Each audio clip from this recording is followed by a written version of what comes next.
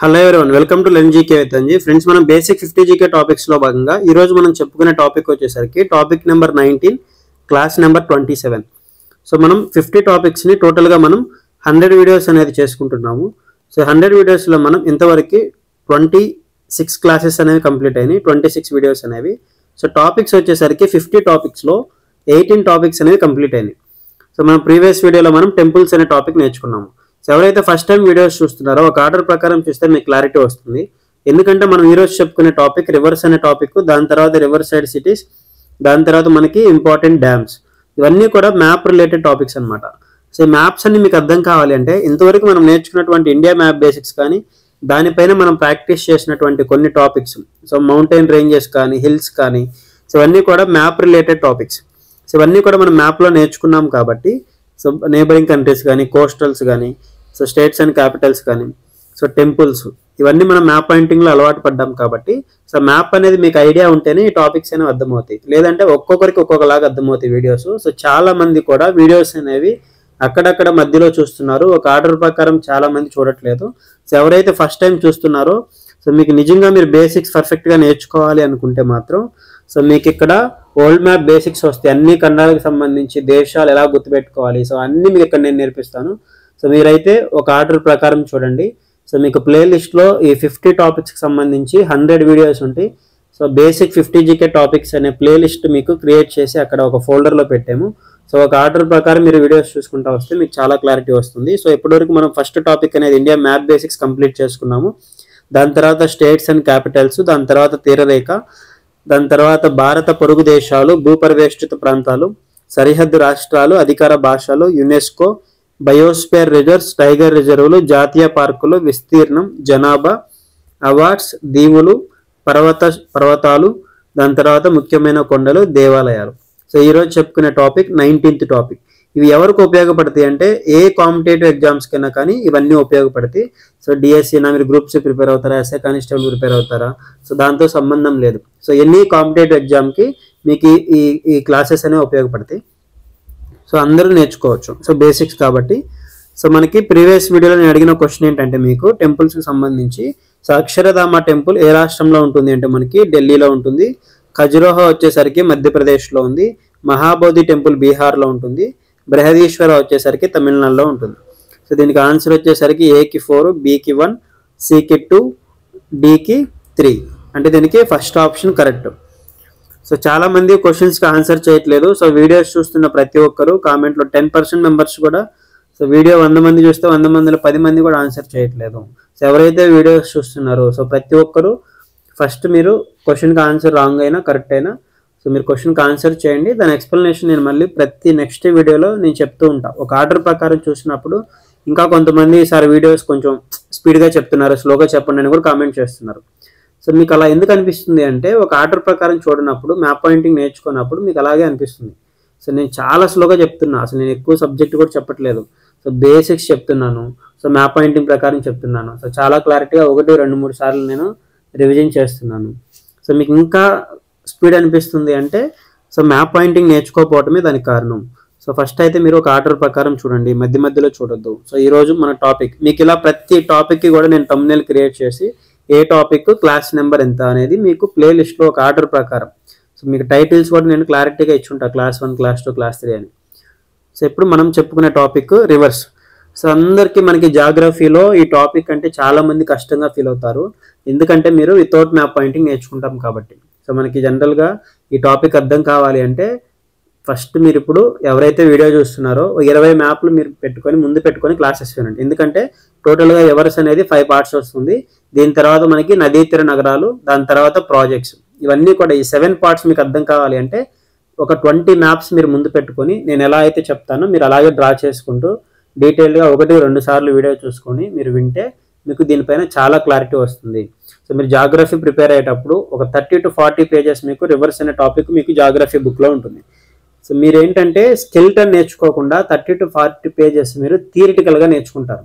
So ఎక్కడా కూడా మనకి మ్యాప్ పాయింటింగ్స్ అనేవి ఉండవు. అదే మీరు మ్యాప్ పాయింటింగ్లో స్కెల్టన్ నేర్చుకుంటే 30 to 40 పేజెస్ మీకు ఎవరు చెప్పాల్సిన అవసరం లేదు. సో మీరే ఈజీగా నేర్చుకోవచ్చు. సో మనకి ఆ స్కెల్టనే ఇంపార్టెంట్. సో ఫస్ట్ మనం అసలు మ్యాప్ పాయింటింగ్లో ఫస్ట్ నదులు అనేవి చూద్దాం. అలా కాకుండా అందరు ఎలా నేర్చుకుంటామంటే, ఇప్పుడు సింధు నది అంటే సింధు నది గురించి వికీపీడియా మొత్తం డీటెయిల్గా చూస్తారు. సో ఎప్పుడు అలా నేర్చుకోకూడదు. సో ఫస్ట్ అసలు మనకి ఆ నది జస్ట్ గీతలు గీసుకోవాలి, మ్యాప్ పాయింటింగ్లో స్కెల్టన్ చూసుకోవాలి. దాని తర్వాత వాటి యొక్క ఇంపార్టెన్స్, నది యొక్క జన్మస్థలాలు కానీ ఉపనదులు కానీ సో అలా చూసుకోవాలి. సో అయితే మీకు ఇక్కడ నేను ఇది మన బుక్లో మ్యాప్ ఇలా ఉంటుంది. నేనే డ్రా చేసి బుక్లో పెట్టాను, మీకు చాలా క్లారిటీగా ఉంటుంది. సో ఎవరైతే వీడియోస్ చూస్తున్నారో సో బుక్లో మీరు ఈ టాపిక్ రివర్స్ అనే టాపిక్ ఉంటుంది. ఈ టాపిక్ మీరు ఓపెన్ చేసి ముందు పెట్టుకొని మీరు ఎంటీ మ్యాప్స్ కూడా ముందు పెట్టుకొని చూడండి. నేను ఎందుకు ఇన్నిసార్లు చెప్తున్నానంటే అర్థం చేసుకోండి, మళ్ళీ కన్ఫ్యూజ్ అవుతారు. సో ఇక్కడ మీకు నదులు అంటే సింపుల్గా ఇంపార్టెంట్ వచ్చేసరికి ఫస్ట్ నేను 14 చెప్తా. ఈ 14 గుర్తుపెట్టుకోండి, ఎందుకంటే మేజర్ రివర్స్ అనేవి 14 ఉంటాయి. సో మేజర్ రివర్స్ అని వేటిని అంటారు? సో భారతదేశంలో నదులను వాటి పరివాహక ప్రాంతాన్ని అనుసరించి 3 రకాలుగా విభజించవచ్చు. అందులో ప్రధాన నదులు ఉంటాయి, మధ్యస్థ నదులు ఉంటాయి, చిన్న నదులు ఉంటాయి. సో మేజర్ రివర్స్ మనకి ఇంపార్టెంట్. ఈ మేజర్ రివర్స్ అంటే 20,000 చదరపు కిలోమీటర్ల విస్తీర్ణం కలిగిన నదుల్ని సో మేజర్ రివర్స్ అంటారు. 20,000 చదరపు కిలోమీటర్లు లేదా అంతకంటే ఎక్కువ పరివాహక ప్రాంతాన్ని కలిగి ఉంటాయన్నమాట. సో ఇలా మనకి భారతదేశంలో 14 నదులు మాత్రమే ఉన్నాయి. సో మనం ఎన్ని సంవత్సరాల తర్వాత నేర్చుకున్నా ఈ 14 రివర్సే ఉంటాయి. నది అనేది అప్పటికప్పుడు పుట్టి 20,000 చదరపు కిలోమీటర్ల విస్తీర్ణం కలిగి ఉండదు కదా. సో మనం పుట్టక ముందు నుంచే ఎప్పుడైతే స్టార్టింగ్ నుంచే మనకి నదులన్నీ కూడా అలాగే ప్రవహిస్తూ ఉంటాయి. సో ఈ మేజర్ రివర్స్ ఏవైతే 14 రివర్స్ ఉన్నాయో మీరు ఒక్కసారిగా నేర్చుకుంటే సో 10 ఇయర్స్ తర్వాత మీరు నేర్చుకునే ఈ 14 రివర్సే ఉంటాయి. సో ఆ నదులు అక్కడే ఉంటాయి కాబట్టి సో మనం మ్యాప్లో ఒకసారి క్లారిటీగా చూసుకుంటే సరిపోతుంది. సో అందులో మనకి ఈ 14 రివర్స్ని కూడా నేను 2 టైప్స్గా చెప్తున్నాను ఇక్కడ. సో అందులో మనకి 2 టైప్స్ ఉంటాయి. ఫస్ట్ వన్ మనకి హిమాలయ నదులు ఉంటాయి, సెకండ్ వన్ మనకి ద్వీపకల్ప నదులు ఉంటాయి. హిమాలయ నదుల్లో మనకి సింధు నది, బ్రహ్మపుత్ర నది, గంగా నది ఉంటాయి. అంటే మనకి హిమాలయాల్లో పుట్టి ప్రవహించే నదులు. సో ఈ ప్రాంతంలో మనకి హిమాలయాలు ఉంటాయి కదా, ఇలా మనకి హిమాలయాల్లో పుట్టి ప్రవహించే నదులే సింధు నది, బ్రహ్మపుత్ర నది. సో ఇక్కడ మనకి ఇలా వస్తుంది గంగా నది. ఈ 3 నదులు కూడా హిమాలయాల్లో పుట్టి ప్రవహించే నదులు. సో వీటిని జీవనదులు అంటారు. 365 రోజులు వర్షాలతో సంబంధం లేకుండా ఈ నదుల్లో నీరు అనేవి ఉంటాయి, ఎందుకంటే హిమాలయాల్లో మంచు కరిగి ప్రవహించే నదులు. సో అందుకని మనం ఈ 3 నదుల్ని హిమాలయన్ రివర్స్ అని పిలుస్తాం. సో దాని తర్వాత మనకి ద్వీపకల్ప నదులు, పెనిన్సులర్ రివర్స్. సో ఇదంతా కూడా మనకి ద్వీపకల్ప భారతదేశం. సో 3 వైపులా నీరుండి ఒకవైపు భూభాగం ఉంటుంది. సో వీటిని మనం ద్వీపకల్ప నదులు అంటాము. సో ఇలా మనకి ద్వీపకల్ప నదుల్లో వెస్ట్ ఫ్లోయింగ్ రివర్స్ ఉంటాయి, అంటే పశ్చిమానికి ప్రవహించే నదులు. సో ఇలా మనకి పశ్చిమానికి ప్రవహించి అరేబియా సముద్రంలో కలుస్తాయి, తర్వాత తూర్పున ప్రవహించి బంగాళాఖాతంలో కలుస్తాయి. సో ఇలా మనకి వెస్ట్ ఫ్లోయింగ్ రివర్స్ ఉంటాయి, ఈస్ట్ ఫ్లోయింగ్ రివర్స్ ఉంటాయి. వీటి ఆర్డర్ కూడా గుర్తుపెట్టుకోండి, చాలా ఇంపార్టెంట్. సో ఫస్ట్ మనం నేర్చుకునేది సింధు నది, దాని తర్వాత బ్రహ్మపుత్ర, గంగా నది. ఈ సింధు నది మీకు ఒక పార్ట్ వస్తుంది. సో దాని తర్వాత బ్రహ్మపుత్ర, గంగా నది మీకు సెకండ్ పార్ట్లో చెప్తాను. సో దాని తర్వాత వెస్ట్ ఫ్లోయింగ్ రివర్స్ అన్నీ కూడా మనకి థర్డ్ పార్ట్లో వస్తాయి. దాని తర్వాత సువర్ణరేఖ, బ్రాహ్మణి, మహానది, గోదావరి. సో ఇంతవరకు మనకి 4th పార్ట్లో వస్తాయి. కృష్ణ, పెన్నా, కావేరి. సో ఇంతవరకు మనకి 5th పార్ట్లో వస్తాయి. సో ఇలా మనకి టోటల్గా రివర్స్ అనే టాపిక్ నేను 5 పార్ట్స్గా డివైడ్ చేస్తాను. సో జీకే పాయింట్ ఆఫ్ వ్యూలో నేను మీకు మ్యాక్సిమం ఇంపార్టెంట్ కవర్ చేస్తాను. సో మీరు మీ ఎగ్జామ్స్ ప్రిపేర్ అయ్యే స్టాండర్డ్స్ని బట్టి మీ దగ్గర ఉన్న బుక్స్లో మీరు నేర్చుకుంటే సో ఎవరికైనా కానీ ఈ వీడియో చూసిన తర్వాత మీకు మీరు నేర్చుకొని మీరు ఎక్స్ట్రా అయిన కొన్ని పాయింట్స్ ఉన్నా మీరు ఈజీగా గుర్తుపెట్టుకోవచ్చు. ఓకే, సో ఫస్ట్ వన్ మనం నేర్చుకునేది సింధు నది. సో మొత్తం నదులు ఎన్ని రకాలని చెప్పాను?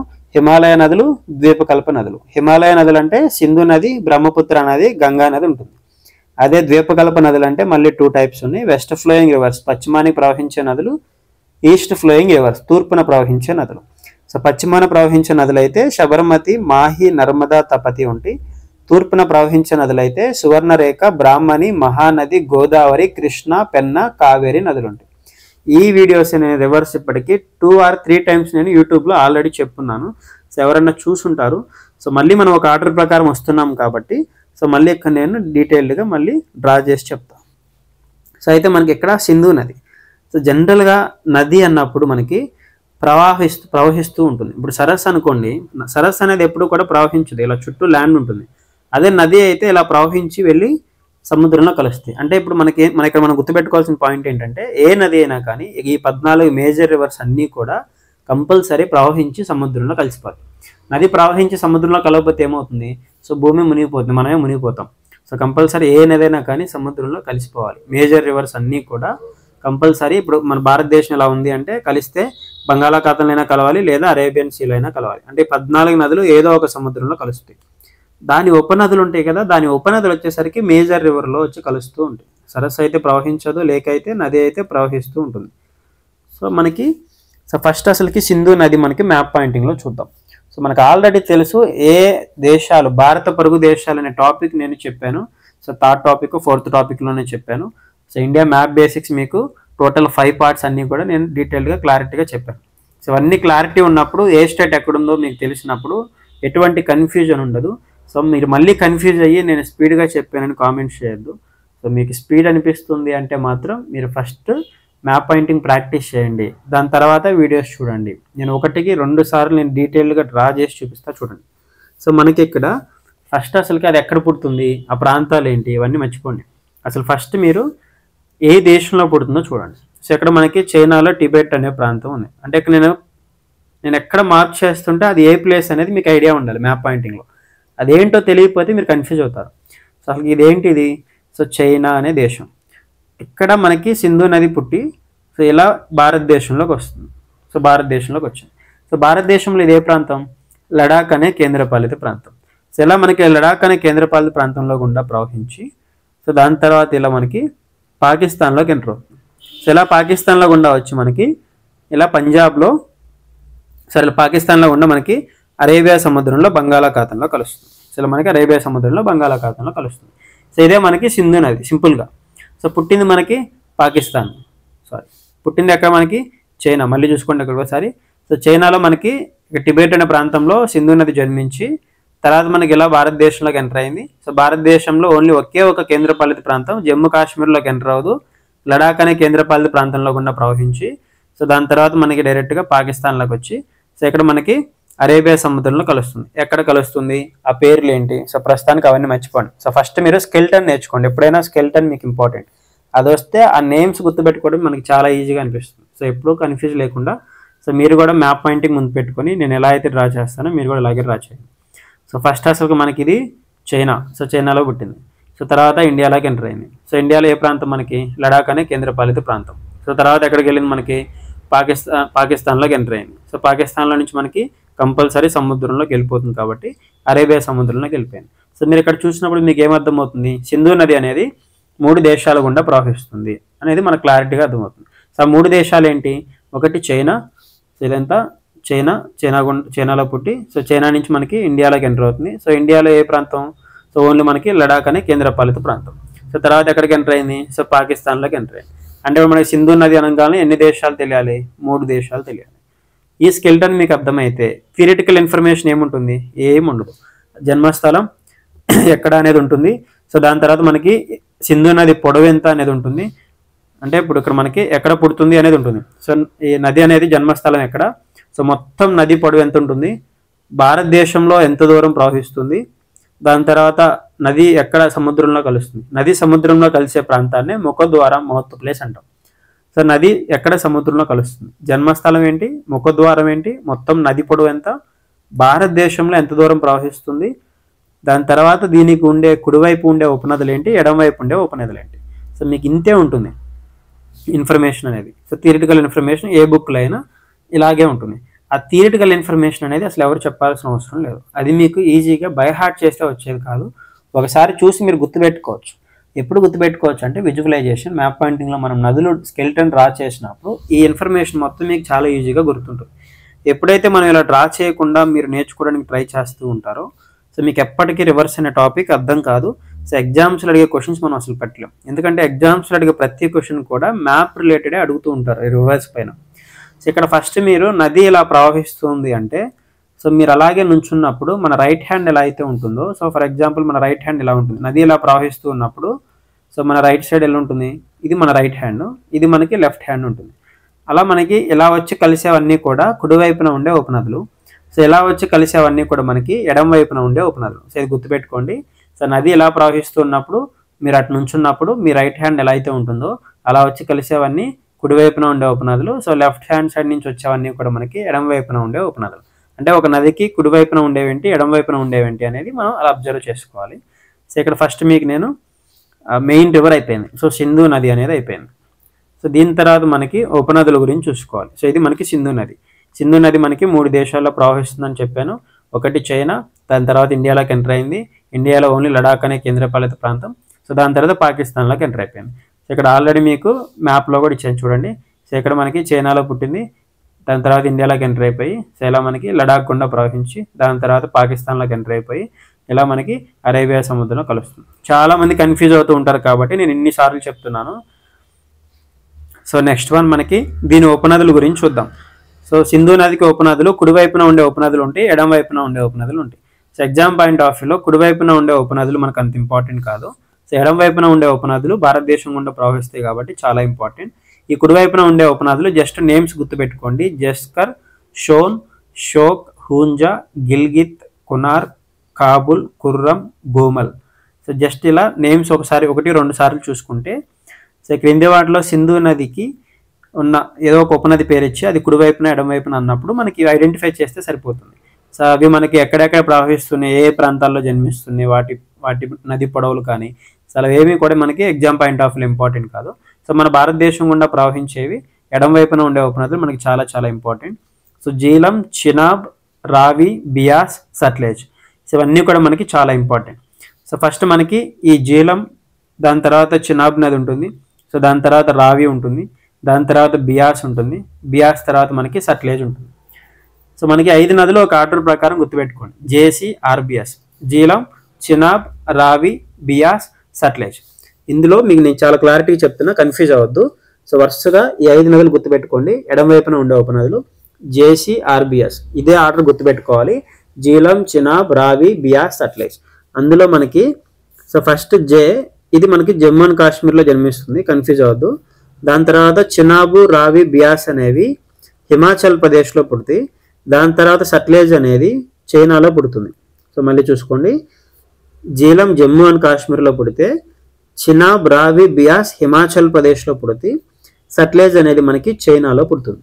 సో నేను ఫస్ట్ ఈ 5 నదులు నేను మ్యాప్లో ఇప్పుడు డ్రా చేస్తాను, క్లారిటీగా చూడండి. జీలం, చినాబ్, రావి, బియాస్, సట్లెజ్. అందులో నేను ఫస్ట్ సట్లెజ్ అనే నది నేను డ్రా చేస్తున్నా, సట్లెజ్ అనే నది. సో ఇవన్నీ కూడా సింధు నదికి ఉపనదులు కాబట్టి నేను మళ్ళీ ఇంకొకసారి సింధు నది డ్రా చేసి దాని తర్వాత సట్లెజ్ అనే నదికి ఇస్తాను. సో సట్లెజ్ అనే నది చూడండి. సో మనకి ఫస్ట్ సింధు నది ఇలా చైనాలో పుట్టి, సో దాని తర్వాత మనకి ఇలా ఇండియాలో లడాక్ అనే కేంద్రపాలిత ప్రాంతం గుండా ప్రవహించి తర్వాత మనకి ఇలా పాకిస్తాన్ గుండా వచ్చి అరేబియా సముద్రంలో కలుస్తుంది. సో ఇది మనకి సింధు నది. దాని తర్వాత సింధు నది ఉపనది మనం నేర్చుకున్నది ఏంటి? సో ఫస్ట్ మనకి ఇక్కడ జీలం అనేది ఉంది, తర్వాత చినాబ్ ఉంది, రావి ఉంది, బియాస్ ఉంది, సట్లెజ్ ఉంది. సో అందులో మనకి ఈ జీలం అనేది మనకి జమ్మూ అండ్ కాశ్మీర్లో జన్మిస్తే, చినాబ్, రావి, బియాస్ అనేది మనకి హిమాచల్ ప్రదేశ్లో పుడుతుంది.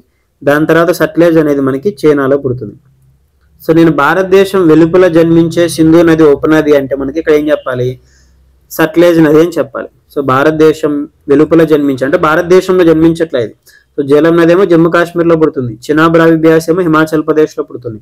సో భారతదేశం వెలుపల జన్మించే సింధు నది ఉపనది అంటే మనకి సట్లెజ్ నది అని చెప్పాలి. సో నేను ఆ సట్లెజ్ నదిని నేను ఫస్ట్ డ్రా చేస్తున్నా చూడండి. సో ఇది మనకి చైనాలో పుట్టి, సో తర్వాత హిమాచల్ ప్రదేశ్లోకి ఎంటర్ అవుతుంది. హిమాచల్ ప్రదేశ్ నుంచి పక్కనే పంజాబ్ ఉంది, సో పంజాబ్లోకి ఎంటర్ అయ్యి, సో దాని తర్వాత పాకిస్తాన్ వెళ్ళిపోయి పాకిస్తాన్లో మనకి సింధు నదిలో కలుస్తుంది. సో ఇదే మనకి సట్లెజ్ అనే నది. సో క్లారిటీగా చూసుకోండి, ఇక్కడ రాష్ట్రాలు అన్నప్పుడు హిమాచల్ ప్రదేశ్, పంజాబ్ తప్ప మీకు ఏ రాష్ట్రాలు రావు. అది ఎక్కడుంటే మనకు ఆల్రెడీ మ్యాప్ పాయింటింగ్ ప్రకారం నేర్చుకున్నాము. సో ఎటువంటి కన్ఫ్యూజ్ అవ్వాల్సిన అవసరం లేదు. సో పుట్టింది చైనా అన్నాం. ఈ గీతలను పట్టే అది ఏ రాష్ట్రాల గుండా వెళ్ళి ఏ నదిలో కలిసింది అనేది మీరు చెప్పగలగాలి. ఎందుకంటే మీకు ఆల్రెడీ నేను చెప్పాను ఏ దేశం ఎక్కడుంటుంది, మన భారతదేశం సరిహద్దున ఉండే దేశాలు ఏంటి, సో దాని తర్వాత మనకి రాష్ట్రాలు అవన్నీ మనం చూసుకున్నాం ఆల్రెడీ. సో ఇది మనకి సట్లెజ్ అనే నది. ఈ సట్లెజ్ అనే నది చైనాలో పుట్టి, దాని తర్వాత ఇది హిమాచల్ ప్రదేశ్లోకి ఎంటర్ అయింది, దాని తర్వాత పంజాబ్లోకి ఎంటర్ అయింది. సో పంజాబ్లో ఉన్న మనకి పాకిస్తాన్లోకి వెళ్ళి సింధు నదిలో కలిసింది. సో ఇప్పుడు నేను మళ్ళీ గీస్తున్నా చూడండి. సో ఫస్ట్ మనకి చైనాలో పుట్టి తర్వాత హిమాచల్ ప్రదేశ్ ఎంటర్ అయ్యి, హిమాచల్ ప్రదేశ్ నుంచి పంజాబ్ తర్వాత పాకిస్తాన్ వెళ్ళి పాకిస్తాన్లో మనకి సింధు నదిలో కలుస్తుంది. అంటే మనకి ఇది సట్లెజ్ నది అనేది అయిపోయింది. ఈ సట్లెజ్లో కలిసే నదులు ఏంటి అంటే మనకి సో బియాస్ ఒకటి, చినాబ్ ఒకటి. సో జాగ్రత్త చూసుకోండి. ఇప్పుడు నేను సట్లెజ్ డ్రా చేశాను. దాని తర్వాత మీరు ఆ సట్లెజ్లో కలిసే నదులు ఏంటి అంటే బి తర్వాత సి. కన్ఫ్యూజ్ అవ్వద్దు. బియాస్ ఒకటి, చినాబ్ ఒకటి. ఈ రెండు ఎక్కడ జన్మిస్తాయి అంటే హిమాచల్ ప్రదేశ్లోనే పుడతాయి. సో బియాస్, చినాబ్ మనకి హిమాచల్ ప్రదేశ్లో పుడతాయి. సో ఇక్కడ చూసుకోండి బియాస్, ఇది బియాస్ మనకి హిమాచల్ ప్రదేశ్లో పుట్టింది. బి పైన సి ఉంటుంది కాబట్టి ఇదిగో బి పైన సి, ఇది కూడా మనకి హిమాచల్ ప్రదేశ్లో పుట్టింది. బియాస్, చినాబ్ ఈ రెండు నదుల్ని ఎందులో కలపాలి? సట్లెజ్లో కలపాలి. సో ఇక్కడ జాగ్రత్త చూసుకోండి. సో బియాస్ అనేది హిమాచల్ ప్రదేశ్లో పుట్టి పంజాబ్లో మనకి సట్లెజ్ నదిలో కలిసింది. అంటే ఇది పాకిస్తాన్ వెళ్ళట్లా. ఇక్కడ సింధు నది ఉపనదుల్లో ప్రతి నది కూడా పాకిస్తాన్ వెళ్తుంది, ఒక్క బియాస్ అనే నది తప్ప. భారతదేశంలో జన్మించి భారతదేశంలోనే అంతరించిపోయే సింధు నది ఉపనది ఏంటి అంటే బియాస్ అనే నది. చూసారా, హిమాచల్ ప్రదేశ్లో పుట్టింది, పంజాబ్లో ఏ నదిలో కలిసింది? సట్లెజ్ అనే నదిలో కలిసింది. సో జాగ్రత్త చూసుకోండి. దీని తర్వాత ఇప్పుడు మనం ఏ నదిని డ్రా చేయాలి?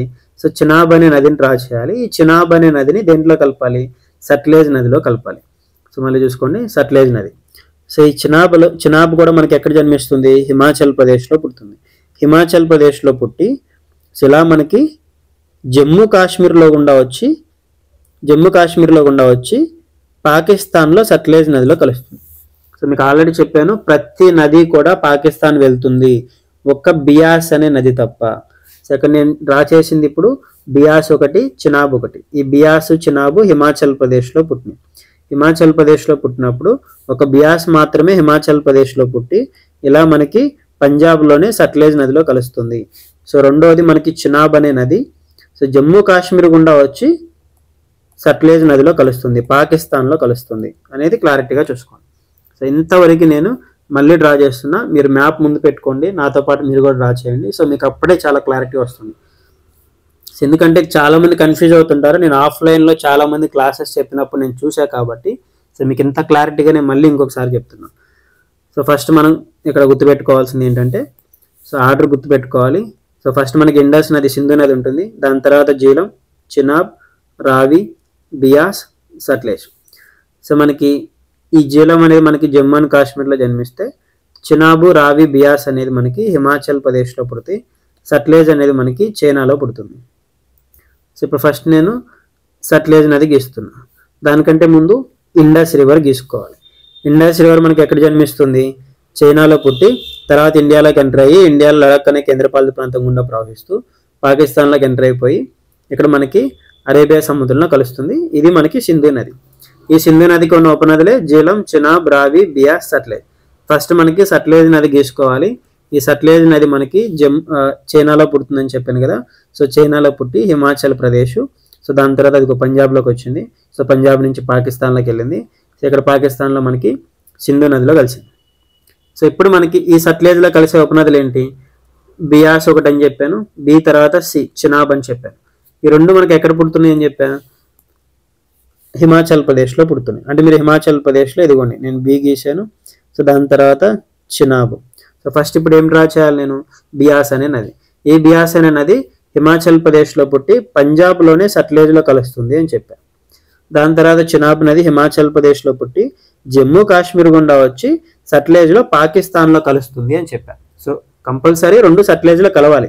ఒకటేమో ఇండియాలోనే పంజాబ్లో కలిసింది, రెండోది పాకిస్తాన్లో కలిసింది, కానీ జమ్మూ కాశ్మీర్లో గుండా వచ్చి కలిసింది. సో ఇంతవరకు మనం అయిపోయింది. ఇప్పుడు మిగిలిపోయింది ఏంటి?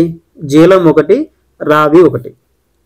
సో ఈ జీలం, రావి ఏంటంటే సో మధ్యలో చినాబ్ ఉంది కదా, ఈ చినాబ్లో కలుస్తాయి అనమాట. సో చినాబ్ పైన జీలం ఉంది, చినాబ్ కింద రావి ఉంది. అంటే ఈ జీలం వచ్చి చినాబ్లోనే కలుస్తుంది, ఈ రావి నది కూడా మనకి చినాబ్లోనే కలుస్తుంది. సో జాగ్రత్త చూసుకోండి. అంటే ఇప్పుడు నేను ఫస్ట్ జీలం నదిని డ్రా చేస్తున్నా. జీలం నది మనకి జమ్మూ అండ్ కాశ్మీర్లో ఉంది. సో జమ్మూ అండ్ కాశ్మీర్లో జీలం నది ఉంటే సో ఒకసారి చూసుకోండి. నేను ఇక్కడ మళ్ళీ వేరే కలర్ తీసుకుంటున్నా. సో ఇక్కడ మనకి జమ్మూ అండ్ కాశ్మీర్లో జీలం నది పుట్టింది. సో ఇలా మనకి జమ్మూ కాశ్మీర్లో పుట్టి దేంట్లో కలపాలి? చినాబ్లో కలపాలి. నేను మీకు ఆల్రెడీ ఒక లాజిక్ చెప్పాను. సో ప్రతి నది పాకిస్తాన్ వెళ్ళాలి అని చెప్పాను. సో ఇలా జమ్మూ కాశ్మీర్లో పుట్టింది, ఇలా పాకిస్తాన్ తీసుకొచ్చేసి చినాబ్లో కలిపేసేయండి. సింపుల్ లాజిక్, ఎటువంటి కన్ఫ్యూజ్ అవసరం లేదు.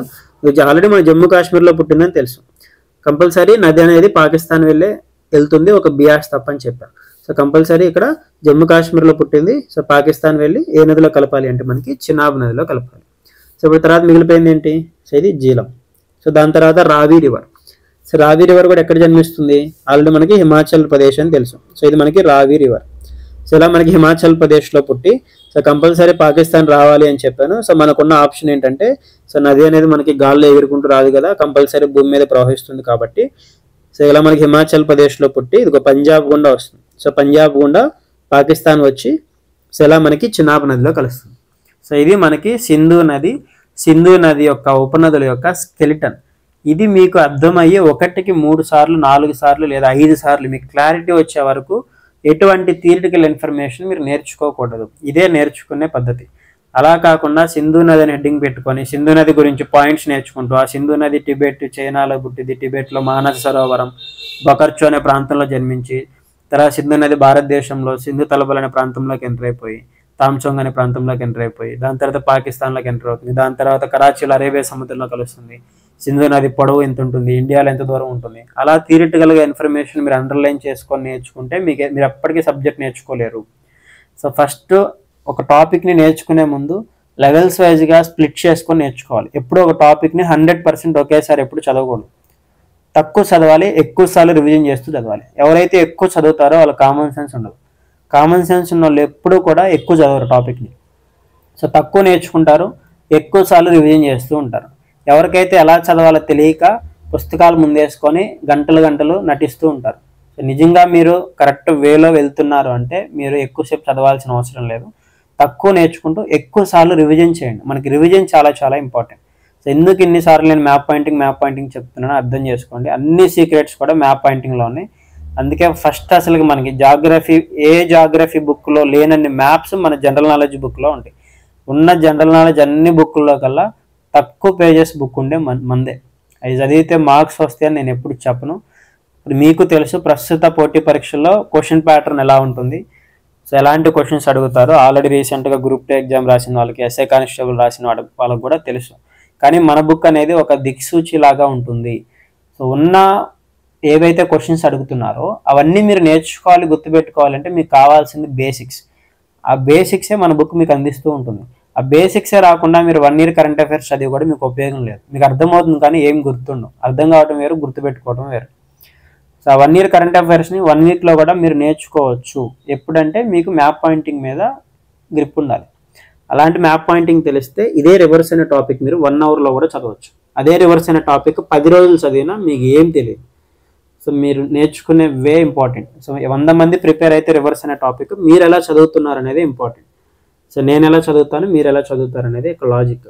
సో అందరూ చదివేది అదే చదువుతారు, అందరికీ ఒకటే సిలబస్ ఉంటుంది, అందరూ ఒకేసారి ఎగ్జామ్ రాస్తారు. కానీ ఎవరు ఎలా నేర్చుకుంటారు అనే దాని మీద డిపెండ్ అయ్యి మీకు సబ్జెక్టు గుర్తుండదా అనేది డిపెండ్ అయి ఉంటుంది. సో అందుకే మీకు ఇన్నిసార్లు చెప్తున్నా. నేను మళ్ళీ ఇంకొకసారి డ్రా చేస్తా, స్పీడ్గా చూడండి. సో ఫస్ట్ మనకి సింధు నది అంటే ఇండస్ రివర్ ఉంటుంది. ఇండస్ రివర్ తర్వాత జీలం ఉంటుంది. జీలం తర్వాత చినాబ్ తర్వాత రావి తర్వాత బియాస్ తర్వాత సట్లెజ్. సో మనకి ఇండస్ అనేది చైనాలో పుడుతుందని తెలుసు. జీలం అనేది మనకి ఉపనదులు, ఎడం వైపున ఉండే ఉపనదులు. జీలం జమ్మూ అండ్ కాశ్మీర్. చినాబ్, రావి, బియాస్ అయితే మనకి హిమాచల్ ప్రదేశ్. సట్లెజ్ అయితే మనకి చైనాలో పుడుతుంది. సో అందులో మనకి ఫస్ట్ ఇండస్ రివర్ అనేది డ్రా చేస్తా చూడండి. ఇండస్ రివర్ మనకి ఇలా చైనాలో పుట్టి ఇండియాలోకి ఇలా ఎంటర్ అవుతుంది. సో ఇలా మనకి లడాక్ గుండా ప్రవహించి తర్వాత పాకిస్తాన్లోకి ఎంటర్ అయిపోయి సో ఇలా మనకి కరాచీ వద్ద అరేబియా సముద్రంలో కలుస్తుంది. సో ఇది మనకి సింధు నది. అది ఎక్కడ పుట్టిన అన్ని మర్చిపోండి. జస్ట్ మనకి దేశాలు గీతలు గీసుకోవాలి అంతే. ఫస్ట్ అలాగే నేర్చుకోవాలి సబ్జెక్ట్ ఎప్పుడు కూడా. అప్పుడే మీకు 90% కాన్ఫిడెన్స్ వస్తుంది. కానీ మనం నేర్చుకునేది 10%. ఇంకా 90% సిలబస్ ఉంది. అంటే ఆ 90% సిలబస్ని మనకి ఏదైతే కాన్ఫిడెన్స్ ఉందో ఆ కాన్ఫిడెన్స్ ముందుకు తీసుకెళ్ళిద్ది అనమాట. 90% అయిపోయిందని ఫీల్ అవుతాం మనం. సో కానీ అయిపోయింది, వాస్తవానికి మనం ఇప్పుడు 10% మాత్రమే నేర్చుకున్నాం సింధు నది గురించి. అంటే ఉన్న 90% మనకు అయిపోయింది అన్న కాన్ఫిడెన్సే మనం ముందుకు తీసుకెళ్ళేది. ఆ కాన్ఫిడెన్స్ మీకు రావాలి అంటే మ్యాప్ పాయింటింగ్ ద్వారా వస్తుంది. సో దీని తర్వాత ఈ ఇండస్కి ఉండే ఉపనదులే జీలం, చినాబ్, రావి, బియాస్, సట్లెజ్. అందులో మనకి నేను ఫస్ట్ ఏది డ్రా చేయమని చెప్పాను, సట్లెజ్ నది గీసుకోవాలి. సట్లెజ్ నది చైనాలో పుడుతుంది. సో ఇలా మనకి చైనాలో పుట్టి హిమాచల్ ప్రదేశ్లోకి ఎంటర్ అయ్యి దాని తర్వాత పంజాబ్లో గుండా సో పాకిస్తాన్లోకి ఎంటర్ అయ్యి ఇలా మనకి అరేబియా సముద్రంలో కలుస్తుంది. సో ఇదే మనకి సట్లెజ్ అనే నది.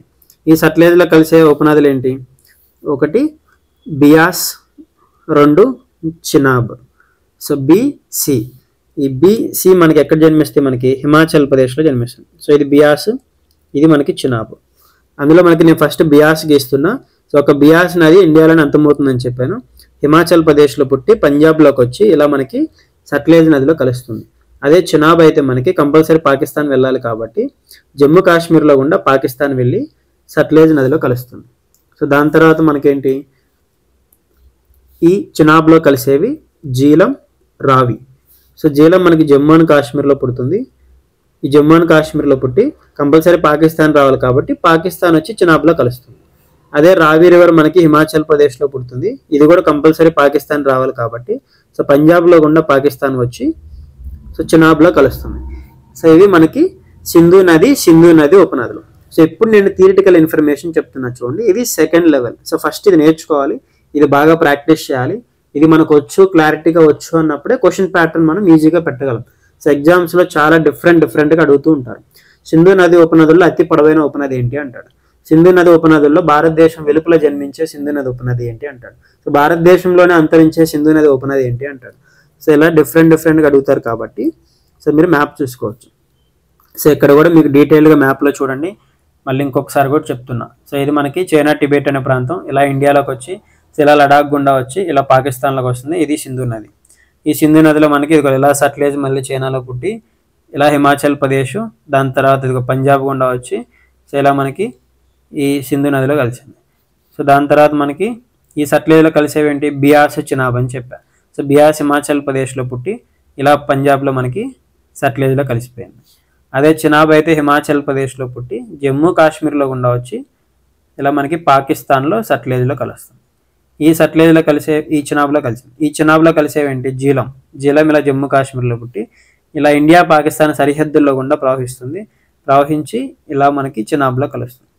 సో భారత పాకిస్తాన్ సరిహద్దుల్లో ప్రవహించే సింధు నది ఉపనది ఏంటి అంటాడు. ఇలా మనకి మ్యాప్ పాయింటింగ్ చూసినప్పుడు మనకు అర్థమవుతూ ఉంటుంది. ఇలా మనకి జీలం. సో దాని తర్వాత అదే మనకి రావి రివర్ కూడా ఇలా హిమాచల్ ప్రదేశ్లో పుట్టి తర్వాత ఇలా కొంచెం సరిహద్దుల్లో గుండా ప్రవహించి సో రావి రివర్ కూడా ఇండియా పాకిస్తాన్ సరిహద్దుల్లో గుండా ప్రవహించి కొంచెం ఇలా మనకి చినాబ్లో కలుస్తుంది. సో ఇలా మనకి మ్యాప్ పాయింటింగ్లో మీరు 1 or 2 టైమ్స్ మీరు డ్రా చేస్తే చాలా ఈజీగా గుర్తుపెట్టుకోవచ్చు. సో ఇప్పుడు మనం సో దాని గురించి థియరిటికల్ ఇన్ఫర్మేషన్ చూద్దాం. సో జన్మస్థలం. సో ఫస్ట్ మనం నేర్చుకోవాల్సిన కామన్ పాయింట్స్, మీరు ఈ 14 రివర్స్కి మీరు నేర్చుకోవాల్సిన పాయింట్స్ ఏంటి అంటే మనకి సో నది యొక్క జన్మస్థలం ఏంటి, ఆ నది యొక్క పొడవు ఎంత, భారతదేశంలో ఒకవేళ ఎక్కువ దేశాలు గుండా ప్రవహిస్తే భారతదేశంలో ఎంత దూరం ప్రవహిస్తుంది, ఆ ప్రవహించే దేశాలు ఏంటి, దాని తర్వాత నది యొక్క ముఖద్వారం అంటే నది సముద్రంలో కలిసే ప్రాంతాన్ని ముఖద్వారం, మౌత్ ప్లేస్ అని పిలుస్తారు. సో మౌత్ ప్లేస్ ఏంటి, కుడివైపున ఉండే ఉపనదులు ఏంటి, ఎడమ వైపున ఉండే ఉపనదులు ఏంటి. సో అలా చూసుకుంటే సరిపోతుంది. సో ఫస్ట్ మనకి జన్మస్థలం అన్నప్పుడు సో చైనాలో టిబెట్ అనే ప్రాంతంలో, హిమాలయాల్లో, కైలాస పర్వతాల్లో, మానస సరోవరం అనే సరస్సు దగ్గర బొకర్చు అనే ప్రాంతంలో జన్మిస్తుంది. సో చైనా టిబెట్ అనేది ఒక ప్రాంతం చైనాలో. సో ఆ టిబెట్లో హిమాలయాల్లో మనకి హిమాలయాలు ఇక్కడ ఉంటాయని మనకు తెలుసు. సో ఇక్కడంతా కూడా మనకి హిమాలయ పర్వతాలనే ఉంటాయి. సో ఈ హిమాలయాల్లో మనకి సో కైలాస పర్వతంలో సో మానస సరోవరం అనే సరస్సు దగ్గర బొకర్చు అనే ప్రాంతంలో జన్మిస్తుంది. ఓకేనా. సో ఆ నది యొక్క పొడవు వచ్చేసరికి 2880. సో మనకి గూగుల్లో మనకి 3000+ ఉంటుంది. సో 3180 సంథింగ్ ఎంతో ఉంటుంది. సో మనకి టెక్స్ట్ బుక్స్ ప్రకారం ఫాలో అవ్వాలి కాబట్టి 2880 అనే మనకి ఇంపార్టెంట్. సో భారతదేశంలో ప్రవహించే దూరం అందులో 709 కిలోమీటర్లు. ఓకేనా. సో మొత్తం మనకి ఇలా 2880 ఇలా మనకి చైనా, ఇండియా, పాకిస్తాన్ మొత్తం కలిపి 2880 అయితే సో అందులో భారతదేశం గుండా మనకి 709 కిలోమీటర్లు సింధు నది ప్రవహిస్తూ ఉంటుంది. సో భారతదేశంలో సింధు నది ప్రవహించే దూరం 709 కిలోమీటర్లు. ప్రవహించే దేశాలు ఏంటి, చైనా ఒకటి, ఇండియా ఒకటి, పాకిస్తాన్ ఒకటి. సో ఇవన్నీ మనం ఇక్కడ బైహార్ట్ చేసేది ఏం లేదు, అన్నీ మనకు తెలిసినవే ఇక్కడ థియరిటికల్గా నేర్చుకుంటాం. అయితే ముఖద్వారం ఎక్కడ, సో ఎక్కడ సముద్రంలో కలుస్తుందో నాకు తెలుసు ఆల్రెడీ, పాకిస్తాన్లో కరాచీ అనే ప్రాంతం వద్ద అరేబియా సముద్రంలో కలుస్తుంది. సో కుడివైపున ఉండే ఉపనదులు ఆల్రెడీ మీకు చెప్పాను, ఇవి జస్ట్ గుర్తుపెట్టుకోండి. ఎడమ వైపున ఉండే ఉపనదులే జీలం, చినాబ్, రావి తర్వాత బియాస్ ఉంటుంది, బియాస్ తర్వాత సట్లెజ్. సో వీటికి కొన్ని మారు పేర్లు ఉన్నాయి. జీలం నదిని పురాణాల్లో వితస్త అని పిలుస్తారు, చినాబ్ నదిని అస్కిని అని పిలుస్తారు, బియాస్ నదిని విపాస అని పిలుస్తారు, రావి నదిని పరుషుని అని పిలుస్తారు, సట్లేజ్ నదిని శతుద్ర అని పిలుస్తారు. ఇలా థియరిటికల్ ఇన్ఫర్మేషన్ అనేది మీరు నెక్స్ట్ లెవెల్లో స్టెప్ బై స్టెప్ నేర్చుకుంటూ రావాలి. సో అందుకే నేను చాలా వీడియోస్లో ఓన్లీ స్కెల్టన్ మాత్రమే చెప్పుకుంటూ వచ్చేవాడిని. సో తర్వాత మనకి థియరిటికల్ ఇన్ఫర్మేషన్ సెకండ్ లెవెల్లో మనకి చాలా ఈజీగా గుర్తుపెట్టుకోవచ్చు. ఏముండదు, మీరు బ్రహ్మపుత్ర నది నేర్చుకున్నా, బ్రహ్మపుత్ర నది జన్మస్థలం, బ్రహ్మపుత్ర నది పొడవు, భారతదేశంలో బ్రహ్మపుత్ర నది ఎంత దూరం ప్రవహిస్తుంది, ప్రవహించే దేశాలు, బ్రహ్మపుత్ర నది ఎన్ని దేశాల గుండా ప్రవహిస్తుంది, బ్రహ్మపుత్ర నది ఎక్కడ సముద్రంలో కలుస్తుంది, దానికి ఉండే కుడివైపున ఉపనదులు ఏంటి, ఎడమ వైపున ఉండే ఉపనదులు ఏంటి. మీకు బుక్లో కూడా చాలా క్లారిటీగా 14 నదులు మీకు ఇంతే ఇన్ఫర్మేషన్ ఇచ్చుంటా. సో మిమ్మల్ని కన్ఫ్యూజ్ చేయాల్సిన అవసరం లేదు. సో ఇది మనకి సింధు నది గురించి, ఎంత దూరం ప్రవహిస్తుంది, ఎక్కడ జన్మస్థలం, ఎక్కడ ముఖద్వారం, సో భారతదేశం గుండా ఎంత దూరం ప్రవహిస్తుంది, దానికి ఉండే కుడివైపున ఉండే ఉపనదులు, ఎడమ వైపున ఉండే ఉపనదులు. సో మీకు బుక్లో కూడా థియరిటికల్ ఇన్ఫర్మేషన్ ఉంది. దీని గురించి నేను కాన్సెప్ట్ ఏమి ఎక్స్ప్లెయిన్ చేయాల్సిన అవసరం లేదు. సో ఇక్కడ మీకు ఓన్లీ మ్యాప్లో స్కెల్టన్ అర్థమైతే చాలు. సో దాని తర్వాత మనకి ఇంకా కొన్ని ఇంపార్టెంట్ పాయింట్స్ ఏంటి అంటే, ఎక్కడ ఏ ప్రాంతంలో జన్మిస్తుంది అనేది మీరు ఇంకా డీటెయిల్గా నేర్చుకోవాలి అనుకుంటే, సింధు నది చైనా టిబెట్లో జన్మిస్తుంది అని చెప్పా, బొకర్చు అనే ప్రాంతం వద్ద జన్మిస్తుంది అని చెప్పా. దాని తర్వాత జీలం నది జమ్మూ అండ్ కాశ్మీర్లో వెరినాగ్ అనే ప్రాంతంలో జన్మించి చినాబ్ నదిలో టిమ్ము అనే ప్రాంతంలో కలుస్తుంది. సో ఆల్రెడీ ఈ జీలం నది చినాబ్ నదిలో కలుస్తుందని చెప్పాను కదా, జన్మించేదేమో వెరినాగ్ అనే ప్రాంతం. ఆ చినాబ్ నదిని ఎక్కడ కలుస్తుంది అంటే టిమ్ము అనే ప్రాంతంలో కలుస్తుంది, పాకిస్తాన్. అదే చినాబ్ నది హిమాచల్ ప్రదేశ్లో బారాలాంచలా అనే ప్రాంతంలో జన్మించి సట్లేజ్ నదిలో పంచనాడు వద్ద కలుస్తుంది. అదే రావి నది హిమాచల్ ప్రదేశ్లో రోహతంగ్ అనే ప్రాంతంలో జన్మించి చినాబ్ నదిలో రంగాపూర్ అనే ప్రాంతంలో కలుస్తుంది. ఇవన్నీ ఎక్కడ ఉంటాయి, మనకి పాకిస్తాన్లో ఉంటాయి. కంపల్సరీ నది పాకిస్తాన్లో కలుస్తుంది కదా, అంటే ఇవన్నీ కూడా మనకి ఈ నదులన్నీ ఒక బియాస్ నది తప్ప. బియాస్ నది హిమాచల్ ప్రదేశ్లో బియాస్ కుండ్ అనే ప్రాంతంలో పుట్టి హరికే అనే ప్రాంతం వద్ద పంజాబ్, ఇది ఒక్కటి మాత్రమే ఇండియాలోనే కలుస్తుంది అని చెప్పాయి. సో ఇండియాలో పంజాబ్లో హరికే అనే ప్రాంతం వద్ద సట్లేజ్ నదిలో కలుస్తుంది బియాస్ నది. అదే సట్లేజ్ నది చైనాలో రాకాసి సరస్సు వద్ద జన్మించి సింధు నదిలో కలుస్తుంది, మితాన్కోట్ అనే ప్రాంతంలో పాకిస్తాన్లో కలుస్తుంది. అంటే ఇవన్నీ కూడా మనకి పాకిస్తాన్. సో ఇలా మీరు ఒక్కొక్క నది చూసుకుంటే ఇలా పేర్లు మీరు గుర్తుపెట్టుకోవచ్చు. మీరు ప్రిపేర్ అయ్యే ఎగ్జామ్ని బట్టి మీరు స్టాండర్డ్గా నేర్చుకోవాలంటే నేర్చుకోవచ్చు. సో ఫస్ట్ అయితే మీరు ఆ మ్యాప్ పాయింటింగ్ మీరు అసలు ఎటువంటి కన్ఫ్యూజ్ లేకుండా నదులు మీరు స్పీడ్గా డ్రా చేయగలగాలి. అలా మీరు డ్రా చేయగలిగినప్పుడు మీ క్లారిటీ వస్తుంది. సో నేను మళ్ళీ ఇక్కడ ఇంకొకసారి నేను డ్రా చేస్తా చూడండి. సో మీరు కూడా ఇలా స్పీడ్గా డ్రా చేయగలగాలి. సో ఇలా మనకి సింధు నది, ఇలా చైనా, లడాక్, పాకిస్తాన్, దీంట్లో ఉండే ఉపనదులు. So first Sutlej, China, Himachal Pradesh, Punjab. So ఇందులో కలిసే ఉపనదులు బియాస్, హిమాచల్ ప్రదేశ్లో పుట్టి పంజాబ్లో కలిసింది. అదే మనకి చినాబ్, హిమాచల్ ప్రదేశ్లో పుట్టి జమ్మూ కాశ్మీర్లో గుండా వచ్చి పాకిస్తాన్లో సట్లేజ్లో కలిసింది. తర్వాత జీలం, జమ్మూ కాశ్మీర్లో పుట్టి పాకిస్తాన్లో చినాబ్లో కలిసింది. అదే రావి రివర్ హిమాచల్ ప్రదేశ్లో పుట్టి పాకిస్తాన్లో చినాబ్లో కలుస్తుంది, పంజాబ్ గుండా వచ్చి. సో ఇలా మీరు స్పీడ్గా డ్రా చేయగలిగినప్పుడు థియరిటికల్ ఇన్ఫర్మేషన్ అనేది మీరు చాలా ఈజీగా నేర్చుకోవచ్చు. అయితే ఇక్కడ సింధు నది ఏ పర్వత శ్రేణుల మధ్య గుండా ప్రవహిస్తుంది అంటారు. సో లడాక్, జస్కర్ అనే పర్వత శ్రేణుల మధ్య గుండా సింధు నది అనేది ప్రవహిస్తూ ఉంటుంది. సో ఇక్కడ మనకి ఈ ప్రాంతంలో లడాక్ అనే పర్వత శ్రేణి ఉంటుంది. సో దానికి ఇక్కడ జస్కర్ అనే పర్వత శ్రేణి ఉంటుంది. ఇలా మనకి లడాక్, జస్కర్ అనే పర్వత శ్రేణుల మధ్య గుండా ఈ సింధు నది అనేది ప్రవహిస్తూ ఉంటుంది. సో ఇక్కడ మనకి కారాకోరం పర్వతాలు ఉంటాయి. ఈ కారాకోరం పర్వతాల్లో ఉండే ఎత్తైన శిఖరమే మనకి సో K2 అనే శిఖరం. సో ఇది మనకి 8611 మీటర్స్ ఉంటుంది. భారతదేశంలో ఎత్తైన పర్వతం అంటే K2 అనే పర్వతం. ఇలా మనకి లడాక్లో కారాకోరం పర్వతాల్లో ఉంటాయి. అదే ఇక్కడ మనకి లడాక్ పర్వత శ్రేణి అనేది ఉంది. సో ఇక్కడ మనకి జస్కర్ అనే పర్వత శ్రేణి ఉంటుంది. సో ఇది లడాక్ అనే పర్వత శ్రేణి, ఇది మనకి జస్కర్ అనే పర్వత శ్రేణి. ఈ లడాక్, జస్కర్ పర్వత శ్రేణుల మధ్య గుండానే మనకి సింధు నది అనేది ప్రవహిస్తూ ఉంటుంది. దాని తర్వాత భారత్, పాకిస్తాన్ సరిహద్దు గుండా ప్రవహించే సింధు నది ఉపనది ఏంటి అంటే మనకి ఈ Jhelum river. So Jhelum river అనేది మనకి ఇలా భారత్, పాకిస్తాన్ సరిహద్దు గుండా ఇలా ప్రవహిస్తూ ఉంటుంది. సో అలాగే మనకి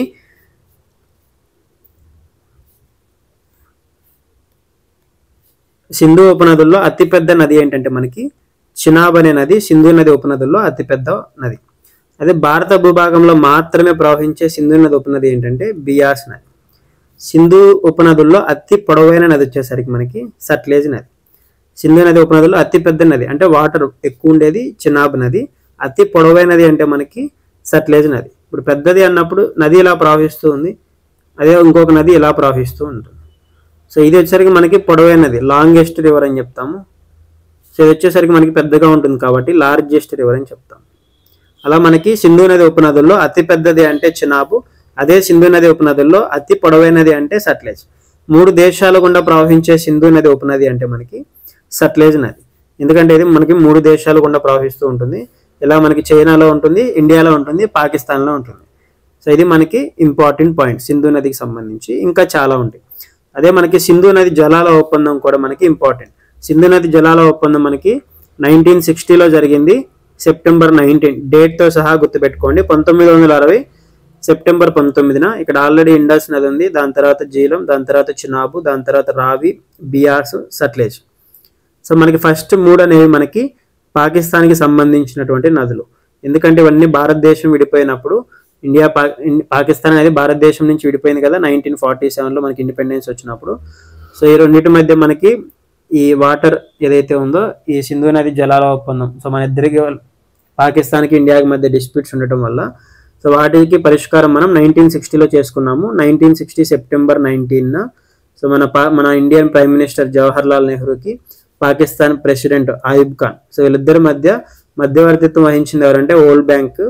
సో వరల్డ్ బ్యాంక్ మనకి మీడియేటర్గా వర్తించి సో పైన ఉండే ఏవైతే ఇండస్, జీలం, చినాబ్ నదుల్ని పాకిస్తాన్కి ఇచ్చేసి దాని తర్వాత ఉన్న రావి, బియాస్, సట్లెజ్ నదుల్ని భారతదేశానికి ఇచ్చేసారనమాట. అయితే ఇందులో ఈ సింధు, జీలం, చినాబ్ పైన మనం ప్రాజెక్ట్స్ నిర్మించుకోవచ్చు, కానీ ఇరిగేషన్కి వాడుకోకూడదు. ఎందుకంటే ఇప్పుడు నది ఇలా ప్రవహిస్తూ ఉన్నప్పుడు సో మనం ఇక్కడ ఇలా ఒక ప్రాజెక్ట్ని కట్టుకోవచ్చు, కానీ ఆ వాటర్ని మనం ఇరిగేషన్కి యూజ్ చేసుకోకూడదు. జస్ట్ మనం హైడ్రో ఎలక్ట్రిక్ ప్రాజెక్ట్స్ అంటే ఇక్కడ మనం వాటర్ని స్టోర్ చేస్తాము. సో మనకి ఇక్కడ టర్బైన్స్ పెట్టినప్పుడు ఎలక్ట్రిసిటీ ప్రొడ్యూస్ అవుతుంది కదా, సో అలా మాత్రమే మనం వాడుకోవాలి. సో దాని నుంచి మళ్ళీ మనం ఇక్కడ సో ఇలా కెనాల్స్ని తీసేసుకొని ఆ వాటర్ని మనం ఇరిగేషన్ పర్పస్కి యూటిలైజ్ చేసుకోకూడదు. సో ఒక 20% మాత్రమే మనం వాటిని వాడుకోవచ్చు. 80% పూర్తి హక్కులు మనకి పాకిస్తాన్కి ఉంటాయి. అలాగే రావి, బియాస్, సట్లెజ్లో మనకి 80% పూర్తి హక్కులు మనకుండి 20% మాత్రమే పాకిస్తాన్ వాడుకోవచ్చు. అది కూడా ఓన్లీ ఇరిగేషన్కి వాడుకోకూడదు, జస్ట్ ఇలా హైడ్రో ఎలక్ట్రిక్ ప్రాజెక్ట్స్ ఇలాంటిని వాటిని మనం నిర్మించుకోవచ్చు. సో మనకి రీసెంట్గా కూడా న్యూస్లో వచ్చింది, రావి నది పైన షాపూర్ కండి ప్రాజెక్ట్ని నిర్మించారు. సో ఇంకా పాకిస్తాన్కి నీళ్ళు అనేది ఆగిపోతున్నాయి. సో ఇలా మనకి రావి నది అనేది సో హిమాచల్ ప్రదేశ్లో పుట్టింది. దాని తర్వాత ఇలా పంజాబ్ గుండా వచ్చి సో ఇలా మనకి పాకిస్తాన్లో చినాబ్ నదిలో కలుస్తుంది. సో ఇక్కడ మనకి పంజాబ్లో షాపూర్ కండి అనే ప్రాజెక్ట్ని నిర్మించాం. సో ఎప్పుడో స్టార్ట్ చేశారు, ఇప్పుడు అది కంప్లీట్ అయింది. సో దీని ద్వారా మనకి ఇది ఒక ఇరిగేషన్ ప్రాజెక్ట్ అనమాట. సో ఇది న్యూస్లోకి వచ్చినప్పుడు మనకి మీరు జస్ట్ ఏదో కరెంట్ అఫైర్స్లో మ్యాగజైన్స్ తీసుకొని ఆర్టికల్స్ చదువుతూ ఉంటారు, అది మీకు ఎప్పటికీ అర్థం కాదు. కరెంట్ అఫైర్స్ అనేది ఒక అబద్ధం. ఆల్రెడీ ఉన్న అంశాలే, స్టాటిక్ బేసిక్ అంశాలే ప్రతిసారి ఏదో ఒకటి న్యూస్లోకి వస్తూ ఉంటాయి. ఒక ఆర్గనైజేషన్ కావచ్చు, ఒక నాటో కానీ, ఒక G20 కానీ, ఒక సార్క్, బీమ్స్టెక్, ఏపెక్, ఒక స్పోర్ట్స్ కానీ, ఏ టాపిక్ వచ్చినా ఆల్రెడీ ఉన్న అంశాలే మళ్ళీ వస్తూ ఉంటాయి. అంతర్జాతీయ అంశాలు అంటే ఏంటి? అభివృద్ధి చెందిన దేశాలు, అభివృద్ధి చెందుతున్న దేశాలు, ఇవే ఎప్పుడు తన్నుకుంటూ ఉంటాయి. సో వాటి గురించే ఎప్పుడు న్యూస్లో ఉంటాయి. అంటే ఉన్న అంశాలే మళ్ళీ న్యూస్లో ఉంటూ ఉంటాయి. ఎప్పుడైతే మీకు బేసిక్స్ రావో, ఇప్పుడు సింధు నది ఉపనదులు మ్యాప్ పాయింటింగ్ మైండ్లో లేనప్పుడు ఏదైనా ఒక ఆర్టికల్ వచ్చినప్పుడు, ఇప్పుడు షాపూర్ కండి ప్రాజెక్ట్ని ఓపెన్ చేశారు, రావి నదిపై నిర్మించారు అన్నప్పుడు ఆ రావి నది గురించి, దాని డీటెయిల్స్ గురించి ఎవరు కూడా కరెంట్ అఫైర్స్ మ్యాగజైన్లో ఇవ్వరు. అది మీరు డైరెక్ట్గా చదవటం వల్ల అది మీకు అర్థం కాదు. ఓకేనా? సో ఇలా మీరు బేసిక్స్ ఎప్పుడైతే నేర్చుకోగలుగుతారో కరెంట్ అఫైర్స్ అనేవి 1 year కరెంట్ అఫైర్స్ 1 week 10 daysలో కూడా చదవచ్చు. ఓకేనా? అందుకే అందరినీ దృష్టిలో పెట్టుకొని నేను ఈ బేసిక్స్ 100 వీడియోస్ చేస్తున్నా. ఇవి ప్రతి ఒక్కరు ఉపయోగించుకోండి. సో ఇంకా ప్రతి ఒక్కరికి షేర్ చేయండి. సో చాలామంది 70% పీపుల్స్ ఎవరు కూడా మన ఛానల్ని సబ్స్క్రైబ్ చేసుకోకుండానే వీడియోస్ చూస్తున్నారు. సో ఎవరైతే మన వీడియోస్ చూస్తున్నారో సో ప్రతి ఒక్కరు సబ్స్క్రైబ్ చేసుకోండి. సో మీ ఫ్రెండ్స్కి కూడా షేర్ చేయండి, వీడియోస్ని లైక్ చేయండి. సో మీరైతే క్వశ్చన్స్కి ఆన్సర్ చేయండి. ఇవన్నీ చేసినా చేయకపోయినా నేను అడిగిన ప్రతి క్వశ్చన్కి మీరు ఆన్సర్ చేయండి ఎవరైతే వీడియోస్ చూస్తున్నారో. ఒక ఆర్డర్ నేను మిమ్మల్ని రిక్వెస్ట్ చేసేది ఏంటంటే, ఒక ఆర్డర్ ప్రకారం వీడియోస్ చూడండి. 1 to 100 వీడియోస్ నేను మీకు ఒక ఆర్డర్ ప్రకారం. సో అందరూ పెయిడ్ కోర్సులు చేస్తారు, నేను కూడా పెయిడ్ కోర్స్ చేయొచ్చు, నాకు అమౌంట్ వస్తుంది. కానీ నేను పెయిడ్ కోర్స్ చేయకుండా మీరు నా బుక్ తీసుకున్నారు కాబట్టి, ఎవరైతే బుక్ తీసుకున్నారో మీ అందరికి ఉపయోగపడాలన్న ఉద్దేశంతో నేను ఈ 100 వీడియోస్ నేను యూట్యూబ్లో ఫ్రీగా చేస్తున్నా. అది కూడా మిమ్మల్ని కన్ఫ్యూజ్ చేయకుండా ఒక ఆర్డర్ ప్రకారం చెప్పుకుంటూ వస్తున్నా. మీరు నా చేయాల్సిన హెల్ప్ వల్ల మీరు మ్యాప్స్ ముందు పెట్టుకొని క్లాసెస్ వినండి, అదొకటి. మధ్యలో వీడియోస్ చూడొద్దు, ఒక ఆర్డర్ ప్రకారం వీడియోస్ చూడండి. నేను అడిగిన క్వశ్చన్స్కి మీరు కామెంట్స్ చెప్పండి. సో ప్రతి క్వశ్చన్కి కూడా కామెంట్లో ఆన్సర్ చేయండి. ఈ 3 మీరు ఫాలో అవుతూ రండి. సో మీరు ఏం చేయొద్దు, ఛానల్ని సబ్స్క్రైబ్ చేసుకోకపోయినా ఈ 3 చూడండి, మీకు 100% క్లారిటీ వస్తుంది. టోటల్గా 100 వీడియోస్ అయిపోయిన తర్వాత మీరే చెప్తారు సో చాలా క్లారిటీ వచ్చింది ఈ సబ్జెక్ట్ పైన అనేది. సో ఇప్పుడు నేను అడిగే మీ క్వశ్చన్ ఏంటంటే, క్రింది వాటిలో సింధు నదికి ఉపనది కానిది ఏంటి? షోక్, చినాబ్, బియాస్, చంబల్. సో ఇందులో ఏది సింధు నదికి ఉపనది కాదు అనేది సో ప్రతి ఒక్కరు వీడియో చూసే వాళ్ళు కామెంట్లో ఆన్సర్ చేయండి, ఓకేనా? సో ఎవరికైతే third edition general knowledge book కావాలో సో అమెజాన్, ఫ్లిప్కార్ట్లో అందుబాటులో ఉంటుంది. సో మీ దగ్గరలో ఉండే అన్ని బుక్ షాప్లో కూడా అవైలబిలిటీ ఉంటుంది. సో ప్రతి ఇయర్ మనకి నవంబర్ మంత్లో ఒక ఎడిషన్ రిలీజ్ అవుతుంది. మళ్ళీ 4th ఎడిషన్ 2024లో నవంబర్ ఆర్ డిసెంబర్ మంత్లో రిలీజ్ చేస్తాము. దానిపైన మనకి 4th ఎడిషన్ అని ఉంటుంది. సో ఇది మనకి థర్డ్ ఎడిషన్. సో 2023 నవంబర్లోనే, నవంబర్లోనే మనకి థర్డ్ ఎడిషన్ అనేది వచ్చింది. సో అది తీసుకున్న వాళ్ళు మళ్ళీ తీసుకోవాల్సిన అవసరం లేదు. సో మళ్ళీ ఇక్కడ మీకు బుక్లో 2024 అని ఉంటుంది. సో 24 అని ఉన్న ఎడిషన్ అయితే థర్డ్ ఎడిషనే కాబట్టి మీరు తీసుకోవాల్సిన అవసరం లేదు. ఏదన్నా ప్రింట్ ఇచ్చేటప్పుడు ఏదైనా మిస్టేక్స్ ఉన్నా, ఏదన్నా అప్డేట్స్ ఉన్నా జస్ట్ అవి కరెక్షన్ చేసి ఇస్తాం తప్ప పేజెస్ ఏం మారవు. సో మీకు థర్డ్ ఎడిషన్ ఉంటే మళ్ళీ కొనాల్సిన అవసరం లేదు. సో ఎవరికైతే కొత్త వాళ్ళు కానీ సెకండ్ ఎడిషన్ ఉంటే మాకు మళ్ళీ కావాలి అనుకుంటే మీరు బుక్ షాప్లో చూసి తీసుకోండి, మీకు అవసరం లేదు అనుకుంటే లేదు. సో ఆన్లైన్లో ఉంటుంది, బుక్ షాప్స్లో కూడా అందుబాటులో ఉంటుంది. సో ఇలా మీకు కంప్లీట్గా మల్టీ కలర్లో ఉంటుంది. సో ఇన్ఫోగ్రాఫిక్స్లో మ్యాప్ పాయింటింగ్లో ఉంటుంది. సో నెక్స్ట్ వీడియో కూడా మనకి రివర్సే ఉంటుంది. సో బ్రహ్మపుత్ర నది, గంగా నది నెక్స్ట్ వీడియో వస్తే, దాని తర్వాత వీడియో మనకి శబర్మతి, మాహి, నర్మదా, తపతి ఇలా వస్తాయి. సో దాని తర్వాత మనకి సువర్ణరేఖ, బ్రాహ్మణి, మహానది, గోదావరి, కృష్ణ, పెన్నా, కావేరి. సో ఇది మనకి బుక్లో టాపిక్, ఇది 48th టాపిక్. నేను క్లాస్ చెప్పేటప్పుడు ఈ టాపిక్ మీరు ముందు పెట్టుకొని ఒక 20 మ్యాప్స్ మీరు ముందు పెట్టుకొని క్లాస్ వినండి. సో టోటల్గా మనకి 7 వీడియోస్ వస్తాయి కదా. రివర్స్ అనేవి 5 పార్ట్స్, దాని తర్వాత నదీ తీర నగరాలు ఒక పార్ట్, దాని తర్వాత డ్యామ్స్ అనేది ఒక పార్ట్. ఈ 7 వీడియోస్ మీకు క్లారిటీ రావాలి అంటే మీరు ఒక 20 మ్యాప్స్ అనేవి ప్రాక్టీస్ చేస్తూ ఉండాలి. ఇన్నిసార్లు నేను మ్యాప్ అని ఎందుకు చెప్తున్నానో అర్థం చేసుకోండి. సో ఇలా మనకి బుక్లోనే రివర్స్ అనే టాపిక్ కూడా ఉంది. So okay friends, thank you. మళ్ళీ మనం నెక్స్ట్ వీడియోలో బ్రహ్మపుత్ర నది, గంగా నది గురించి చెప్పుకుందాం. Thank you.